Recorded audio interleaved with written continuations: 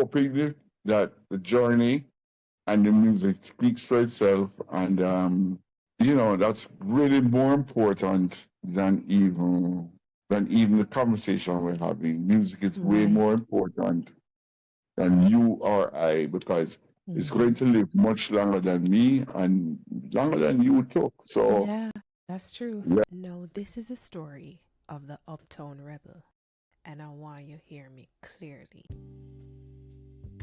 There are artists who make music, and then there are artists who live it, breathe it, and somehow, through every note, remind us what beauty sounds like when it's anchored in purpose. This week, we are talking to Tings with one of those artists, Stephen Cat Coore, award-winning guitarist, cellist, and co-founder of the legendary band Third World. Born in Kingston, Jamaica, Uncle Cat's roots run as deep as his melodies. His father, the Honorable David Hilton Coore, was a man of intellect and nation building, a distinguished scholar who served as Deputy Prime Minister of Jamaica. His mother, Rita Coore, carried artistry in her soul.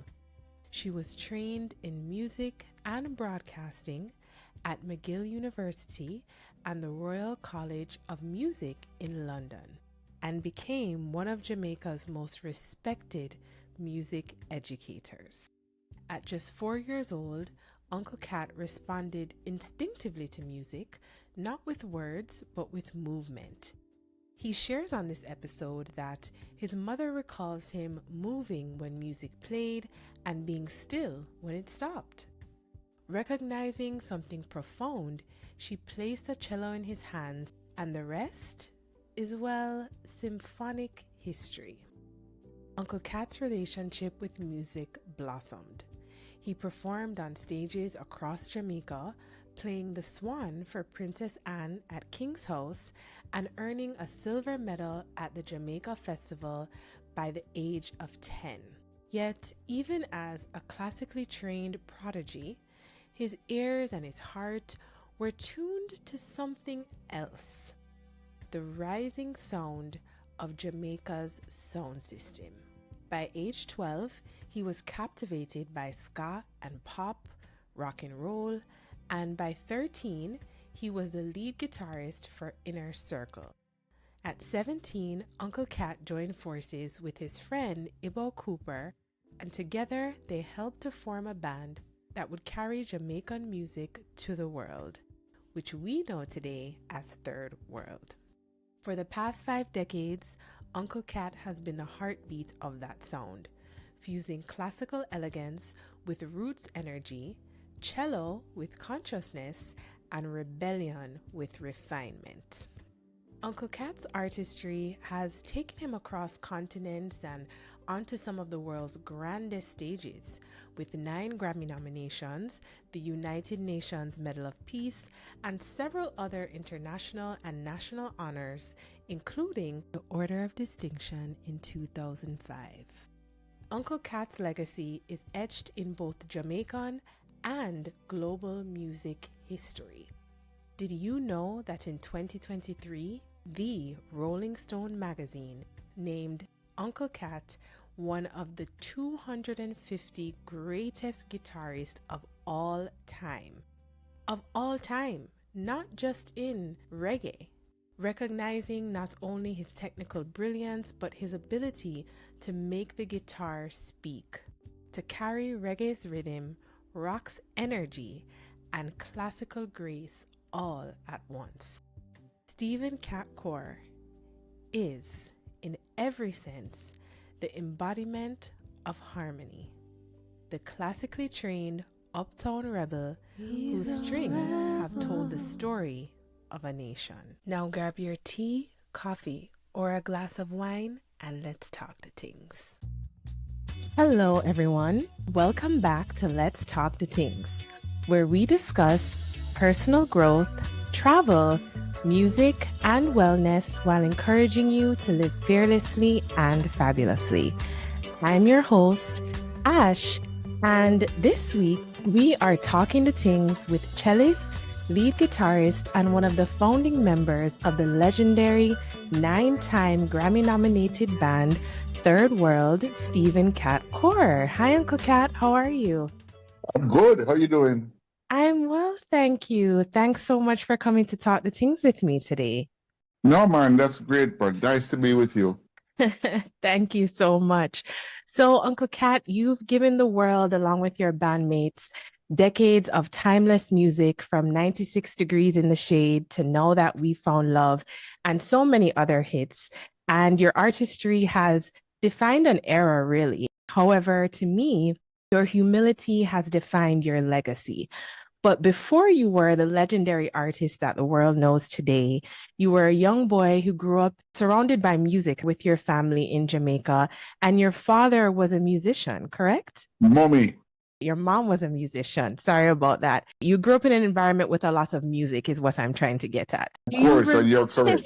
Do you remember growing up in that environment? Do you remember the first moment when you realized that music wasn't just something you heard, but a part of who you were? Well, I think that my mother describes it kind of differently Oh, because when she was alive, what she said was that she would put the music on and I would keep walking around in a circle. And when the music stopped, I stopped walking. And she said, "There's oh, something about this child and music." So I think wow. that discovery was not so much mine. It Mm, was more hers at the time. But as time went on, and I had this really great thing happening for me whereby, my mother used to, in those days was a gramophone, they call it. oh, yes. And Uncle she Tommy was would, telling me about that. right, and she would put the records on Yeah. and I would just kind of, be listening to them. So I think my recollection of really enjoying those moments with my mommy probably have been Yeah. around when I was 4, Oh, maybe 4 or 5 years old. oh my I think goodness. that I really would have just kind of, just been really transfixed by music, and I think it just kind of it kick-started me to to really love music. And then as time went on, Yeah. I first of all, well, my mom was very classical in her whole thing because she studied with Lloyd Webber. Andrew Lloyd Webber's daddy, and she went to the Royal College of Music, and she was very, very classically oriented. But at the same time, Mhm. she used to play Mighty Sparrow. She used to play Oh, a lot of music and stuff. And yeah. then we had the experience where we lived of having the sound system Hmm. across the road from where we were, or across the gully from where Okay. we were. And that's when I started to experience the scatterlights and Ah, yeah, and that kind of music and stuff. And that really took me, yeah. to a different place. And we're talking 9 years old, 10 years old now. Hmm. At 9 years old, I had already played at King's House for Princess Anne. What? So, Gosh, it's so I amazing. mean, yeah. So I mean, hearing the ska and the rock steady and stuff really threw me a curveball, and I'm not saying I moved away from classical music because I still love it. I still play it Right, all the time and stuff. But right. I mean, I got so in love with Jamaican music, and the fascination for me was that it was ours, you know, Mm, because there was the Rolling Stones, there were the Beatles, right. there was a lot of stuff happening worldwide, Hmm. and we didn't have a lot of television at the time. Right. But you know, as time went on, I started to see like Beatles come on TV with electric guitar and thing, and I was just absolutely Wow. fascinated. And I remember seeing one of my friends. At the time, I didn't really know him, but I saw him Mhm. walking on the road with an electric guitar. I was coming from music lessons, and I saw him walking the road, and I said, "Wait, man in Jamaica have electric guitar?" I said, "No, man, can't believe that." And he was walking with the guitar without a case. He's just walking Oh, with it in his hand. okay. Both it Yeah. or yeah. And so I started to realize, hey, this thing is not as far fetched as you think. And Mm-hmm. one thing led to the next, and eventually, the boys in my neighborhood, all of my friends, Mm-hmm. they wanted to, they wanted to play music. It Yeah. was a big fascination and love at the time, and so we started a little band in the neighborhood, the Alley Cats. That's how I got the name Cat. Oh, oh, I And was gonna ask you that. Okay. right, and so we started from there, and things one thing took the next thing. But I have to admit that Mm-hmm. for all of us at the time, Mm-hmm. even for Bob and my uncle, I call him Uncle Bob, and all his kids call me Uncle Cat. And yeah, and for me at the time, the influences that we had Mm-hmm. from foreign music was really important, I think. Because we didn't, yes, we had the radio station that played they played some of the music from America Right. and so Right. on. And then we got some of the Jamaican stuff too. Mm-hmm. Lord Laro, in the early days, I would say maybe like, well, definitely the Scatolites. I mean, that's a big, big part Yeah. of our history, Definitely. and then of course Bob was very young then, but he came out with Simmer Down, and Right. that whole that that stuff came out, and it really influenced us kids. I was 12 or 13 at the time, and Oh, wow. that was like a big, big influence to me, and I just kind of run into this whole Jamaican love for Jamaican, where Jamaican music was going. But I have to admit, Yeah. I did not really know I would end up here. I did not. Really? Where did You you think know, that you would end up? well, I don't know, but the belief in the music, the belief and the love in the music was there. But I Yeah. think most of us as kids were in awe of greatness of American musicians, the Rolling Stones from England, the Beatles, Okay. James Brown, Right, right, right. that kind of stuff. We were in awe of that, and I don't think we as Jamaicans ever felt we'd ever get there, but Mm-hmm. we had this desire and this love for what we were doing, and and I absolutely have to say that between Chris Blackwell and that whole business with Millie Small Mm-hmm. and my boy Lollipop, I think, was a Yeah. big launching point for Was us. it? Yeah. Jimmy Cliff's Wonderful World, Desmond Decker, Poor Israelites. These were major launching points for us as youngsters now who were coming up. So, by the time Bob started to really pivot into a completely different level, we were, totally saying, hey, we can do this too. And Yeah.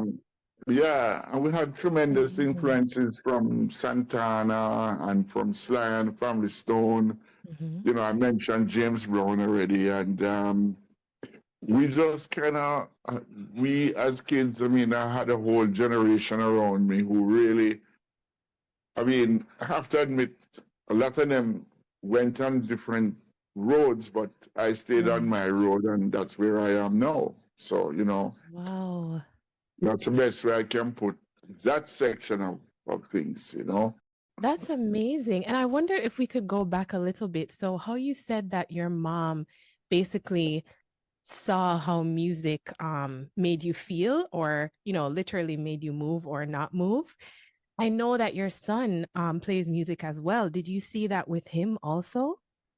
Not really, Oh, Never really, no. no. Not, to be honest with you, my two sons play music, but first one, Okay. Shiah, who plays for Damian, I Yeah. never really, I never really pressed him to do music, but I did send all of them to music lessons. Okay. Okay. Got I you. sent them to music lessons, and well, quite frankly, they didn't like it. But No. Oh my God. that's the generation that they grew up in, Yeah. So yeah, yeah, it was about getting the boss's haircut and yeah, and playing football and all of that, which I totally understand. Yeah. It was Yeah. just a thing at the time, and I think they were just kind of saying, "Boy, that's Dad's thing, and we're not going to Right. be able to come up to that because at the time we were really third world was really peaking, and I took Shia to Japan and all of that, and I know he really loved what was going on and everything with us, but I don't think. But when he got to about 15, 16, 17 years old, he Mhm. told me that boy, he's found his passion now. He wants to play music, and I was even saying to myself, boy, this brother come late in the thing, but no, he did his thing and he went to Berklee School of Music. I couldn't Oh, believe wow. it. That's Yeah, he amazing. got himself into Berklee School of Music. It wasn't me. Oh, He wow. did all of that. He did all of that himself. That is amazing. Growing up around, my dad and you guys, I just love music for that reason, especially that era of music, because I was always around it. But as you explain it, I could see the opposite, you feel like maybe you can't reach that level. So maybe his younger self was just like, oh, maybe that's not my thing. But maybe as he got older, he saw like the hard work you put in and wanted to kind of create his own path, which he has done. So that's amazing. Right. And it's a love for it. It's a love and a passion for it. So Yeah. I think along the way that he probably didn't wasn't so much in love with the music lessons and you Right. know and he was with one of my music teachers, Miss Johns, and she had them on this thing scales and you must do this and that, and I think it kind of it because Damian was there with him too. Damian was doing Oh, the music. okay. Damian was in class with him, in the music class with him. Okay. Okay. Yeah, Okay. I think that just kind of, They just and I wanted to think go out there. They didn't want the lessons right, and then part. and Yeah. then this, and then the first turn on for them was Shabba and DJ business, and that Okay. that that kind of spurned the whole thing, and then all of a sudden now I'm hearing my little music room. I'm hearing bass and stuff coming from there, and I'm saying, who's in the room? What's Mhm. going on? And it was them, and they're playing and forming their own structures, their own thinking, their own stuff, and yeah, I that's the love truth. that. That's Wow, the that's absolute truth. amazing. And your other son, what does he play bass or guitar as well? No, he played guitar. He played for Okay. Chronics. For He Chronics. played for Okay. Yeah, he played for Chronics for 6 years. He played for Chronics, but Chronics Okay. went silent for a while, and they kind of parted company. Got But you. Okay. the music is still seriously in his blood. So I mean, Oh, I'm I just love hoping that that. he gets back Back into that it. desire, that desire, to Yeah. yeah, Oh, to get, nice. Nice. yeah. That's amazing. I was not expecting that answer, but I love it though. I love it because it's an honest thing. It's hard. I was even talking to Uncle Tommy about that. It's hard when your parents have already achieved something because people will compare you, or, you could even have an expectation of yourself. But it says a lot when persons like Naomi or Shia can create like their own lane and their own sound. but not lose sight of the fact that you guys created a path for them to follow, you know? Yeah, the nice part of that of the conversation that we're having is that if you look at Uncle Tommy, if you look at him, Mm-hmm. you'll see that he is a hell of a personality. On top Yes. of the fact that he was once a singer in a group called the Jamaicans, Yes. but Yes. but Very he true. but he is a hell of a personality, and Naomi has followed that to the Mm-hmm. maximum. Yes. Carlene's whole thing is about singing, you Yes. know, and she moved from what she did into a Christian thing, Mm-hmm. and she's into being, you know, she's a pastor and all of that, and Right. enough respect to them. Mm-hmm. But Naomi now, you know, she's like a cricket commentator. Yeah. She, you know, I mean, I to love me that that just, analogy. Yeah. yeah, to me it just proves, you know, that you're really, you know, the essence of what your parents give you You're when right. you come back to, because she, you know, yes, she's a great singer and everything, but Mm-hmm. at the same time, she's a wonderful personality. Yes, You she know, and is. when she's on TV, she's out of the top draw. She doesn't miss out. She Mm-hmm. doesn't, you know, she doesn't make mistakes. She has great talk. She's fluent. You know, Absolutely. she's on top of her game. You know, so I really think that that's a very important point in terms of who we are and what we do. I'm very, very, very happy to see all of those things we're talking about. I'm thrilled Yeah. to see them, you know. No, And definitely. there are many more, and there are many more we can talk about, like Stephen McGregor, for instance, Freddie's son. Oh, What an yes. incredible producer, Oh you my know? gosh. Literally the Yeah. genius. Yes, absolutely out of the top draw, man. Top draw. No, Yeah. I think that's amazing. And I think it's also amazing that all of you are, you know, by God's grace, able to see all of your children, you know, just in their element or doing whatever it is that they do and kind of coming in circle with each other. And it's so funny to me because I was telling my dad the other day, I have a distinct memory of seeing you guys at Miami airport traveling. And I just always used to think, oh, these are just my dad's friends. Like I didn't have any idea, you know, like the magnitude of what you guys achieved because, you know, you have such talent, you know, in a humility way, not in a way where it's like this larger than life and you guys never acted in such a way, you know? So Well, you know, I thank you for that. And I must say that, as I told you earlier on, this wasn't something that we were, you know, we weren't blessed to be, you know, Journey or some rock band that just suddenly made it and got $1 million contract. right, None of us reggae people were ever blessed with that. right, You know, right. I mean, you know, as I said, Uncle Chris is one of the boys who really, he's the top boy in terms of like putting us on the road. Blackwell's feeling was that reggae music was was very much close to rock music.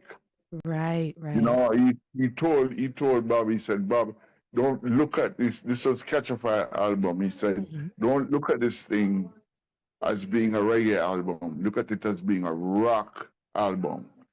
And you Okay. know, that sort of vision was brilliant because that's what it ended up being. Because, quite frankly, I mean, before reggae music blew up and took off, it was always loved by the quote unquote white community.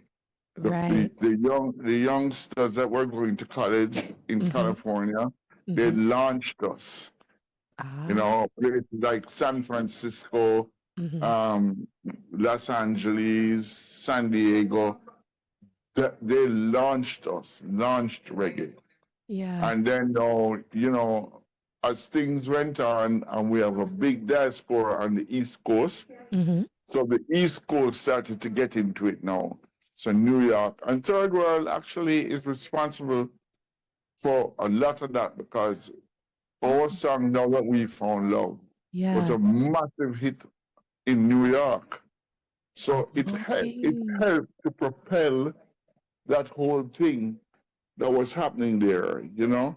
Yeah, So for sure. yeah, so it's one of those things that you know you have to think about all the various elements that really get you to a point where you can talk like this, where Jamaican music has reached, you know, and Definitely. it's I'm extremely proud to have been a part of everything that is what it is right now, from Sean Paul to whoever, you Yeah, know. absolutely. Uh, Absolutely. And it's interesting that you say that because I find that Third World's music has always had a distinct sound. I find that it merges reggae, soul, jazz, and of course, classical influences. So, how intentional was that fusion? Was it like an experimentation or was it just the natural language of who you guys were as musicians? Absolutely the latter. Okay, Natural. got you. It was a natural expression of who we were from we were young. And you know, I mean, as I say, I was blessed to have been, you know, given the blessing of studying classical music and Right. you know, so that for me really was very helpful Mm-hmm. because when I crossed over from that onto the reggae side of things, Mm-hmm. I carried that knowledge with me, you know. Ah, So okay. yeah, so because in those days when I was studying music as a youngster, you know, you had to do all this stuff. You had to know your skills, you had to know your exercises, you Yeah. had to know what you were doing and stuff. I mean, I was more playing the cello at the time, Mm-hmm. but once I decided that I wanted to play the guitar, and I got a guitar, got an acoustic guitar. My mom bought me an acoustic guitar, and she said, "Boy, all right, you want to do this? I said, let me see what you can do." And Mm-hmm. what I had learned by playing the cello, I took that to the guitar, and it made my guitar life so much more easy because I Oh. understood I understood the strings, I Mhm. understood the tunings, I understood the Ah, sounds, I understood so much more because right. I had been studying music from I was 6, 7, 8 coming right up. So I had that behind me. So when you know, when I started out with the Alley Cats, I was 13. Mm-hmm. The other guys in the group were older than me, but I was still Oh, more, ac- more accomplished than them right. because my mom had got me into music from I was 7, 8. You know, Wow. so I had a lot more experience and a lot more. Basically, it's basically experience, you know, because some of them didn't have the opportunity to go to music school like I did. Right, You right. know, right? So you know, it's kind of that's kind of important. So you know, I mean, my advice would be like, if you have a chance to go to a music school or to have music lessons and stuff, and you Mm-hmm. really want to do music, you need to do that because Yeah. that's gonna really help you to position yourself. Once you start to understand, first of all, you have to have some kind of talent. You have to be able to count and you have to be able to hear Mm-hmm. notes and stuff like that. But once that's there, Right. then trust me, the most important thing you need is guidance Mm-hmm. and people to show you, you know, what you know. Don't rush yourself. Do this, do that, do the other, you Right. know? And I think that's, I'm kind of with Shia on this because I think that was always the hardest part for me. Like I loved playing the piano and I would have lessons with Uncle Leslie Butler. And I was like him in that I wanted to play like Stevie Wonder immediately. So I think that's important for you to say that if you want to learn something, you do have to get that knowledge and have that baseline. You can't just, wake up and start playing. You have to get that education. I think that's really important. Well, you had good ambition. Yeah, If you want to play like right? Stevie Wonder, you had a tremendous ambition. Let me tell you Right? that. Imagine that Yeah, immediately. That's what I wanted to sound like. but that's the best I ever saw. So As reggae continues to evolve globally, what do you hope the next generation understands about the roots, about where the music comes from and what it truly stands for? well, it's kind of a difficult question because a lot of the current generation they don't really, they come up and they just go into kind of like this new thing where they make beats and they Mhm. do, stuff like that and blah blah blah and Yeah. stuff. So for me, I am not quite sure, but Right. for those who want to continue the reggae side of things, Hmm. I'm not talking dancehall necessarily, no, but Yeah. however, I have heard some dancehall stuff that's absolutely incredible. And Right. yeah, and I've been listening to some soca and they're on their game. Trust me, Yes. Yes. their music ability is amazing. Their I horns agree. amazing. Yes. Their singing is amazing. Some of the stuff is repetitive and all of that. But that don't matter to me. I mean, I just think that the Trinidadians for me have Hmm. always been really, really good at music, and I really have to give them respect.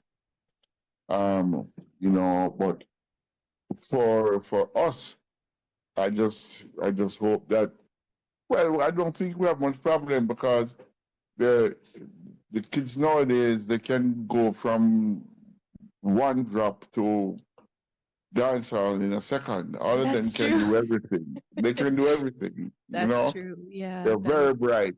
They're Yeah. very bright at what they do. So I think it's more a situation. It's not so much about what Cat thinks. Hmm. It's more about what evolves. You Got you. know, Okay. yeah, That makes sense. And it's funny because you brought up Stephen McGregor, and I think you can tell he kind of has that foundation, like musical foundation, because even the things of that he course. creates is just so, I mean, I'm like speechless, like out of this world. It's not the basic, drum machine kind of thing. Like he really listens to sound. And I think he's such a good example of bridging the two, reggae and dancehall, but kind of making it have that roots element. Yeah, well, look at Stephen and Damian. Come Yeah, on.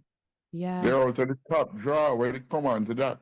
They that's mix true. anything, they mix anything, and they produce anything from a ballad to the rawest dancehall thing. That's so They, true. Yeah, that yeah, is they true. just have so much knowledge. It's really because they spend so much time to, Mm-hmm. you know what I'm saying? Yeah, They're for sure. always, they're always in the studio. Yeah. They spend so much time on it, I mean, Yeah. when hard work gets ready to pay off, Mm. there's nothing like it. All right, Uncle Cat. So for our final segment before I do my thank you, I'm going to ask you a few rapid fire questions, and I would like for you to answer with the first thing that comes to mind. Okay? All right. All right. What is the first song you ever learned to play on the guitar or the cello? On the cello, so the first real thing was the Swan Oh, by okay. Sansa. I think my first ever real guitar achievement was Black Magic Woman Santana. Ah, nice. Very nice. Okay, what is a reggae album that's not Third World's album that changed your life? Hansworth Revolution by Steelpots. Ah, nice. What is one Jamaican dish that reminds you of home? Ooh, there's so many. I was about to say one might be hard. Well, there's so Your many, but favorite I would say curry goat. curry goat. Okay, with white rice or rice and peas? White rice, man. Come Okay. on. I'm just checking. Just have to check. That's the right answer. What is a city that feels like a second home to you? Uh, New York. New York, nice. If you could collaborate with any artist, past or present, who would it be? Stevie Wonder. Ah, Again, nice. again. I did Again? it already. I was about Yeah, to say yeah. you guys already collaborated with him, right? But yeah, you Right. do it But I, again. but I don't think I've ever been able to beat that. So let me go with him. Okay, nice, nice. And last but not least, when you look back at your journey, what do you hope that music says about the man behind it? Well, music speaks for itself, you know. So I don't think I can speak for music. Music speaks for itself. So it would be funny for me to give you an answer that really would make sense at this time. I mean, Yeah. I'm just hoping that the journey and the music speaks for itself, and you know that's really more important than even the conversation we're having. Music is way Right. more important than you or I because it's going Mhm. to live much longer than me and longer than you took. So Yeah, that's true. yeah, That's yeah. true. So Well, there you go. let me ask you this then. You started playing music from such an early age. And as you said earlier, you could have never imagined you'd be where you are today. So, what would you tell that little boy, little Stephen, after you've experienced so much and have accomplished so much? What would you say to him in this era of your life? Everybody's interviewing me asks me the same question, and Really? I don't have a coherent answer because Ah, what am I going to say? The best I can say is if you want to do music, work hard. hmm If you want to play football, work hard. If you want to run on the track like Shellyan, work hard. If you that's basically it. I Yeah, mean, hard you work. have to be dedicated, Mhm. dedication and hard work brings success in any field. Any Very field. true. Very true. Yeah. There you go. Love that. Okay, perfect. Okay, so for this segment, it's kind of my thing. I just like to do a little thank you. So, Uncle Cat, you are to me, in every sense, an uptown rebel, a man who carries rebellion in your spirit and purpose in every note that you play. Hearing your story today, you've proven that rebellion is not always loud, as some persons might think. Sometimes it's a quiet defiance of doing things differently, of fusing reggae with Bach or playing cello on a reggae stage, or insisting that artistry and intellect belong in the same breath. And I think you've reminded us that Jamaica's brilliance has always been its ability to stretch, to blend, to expand the boundaries of what the world expects from us as Jamaicans. And the world knows you as a founding member of Third World and a legend. However, after listening to your story, it's clear to me that your true legacy lies in how you've carried culture with both discipline and tenderness. I think you've built bridges between genres, between generations, between Kingston and the concert hall, if you will, and you've done so beautifully. So, from all of us who have listened, learned, and lived through your music, thank you. Thank you for being both a master and a messenger. And thank you for coming to talk the things with me and for showing us that rebellion can be graceful and elegance can still carry fire. So yeah, thank you for coming to speak with me. I really appreciate it. Thank you so much for having me. Oh, I no problem. thought we had a great conversation. So Yes, yeah, definitely. Thank you so much, Uncle Cat. and I wish you all the best. And thanks for having me.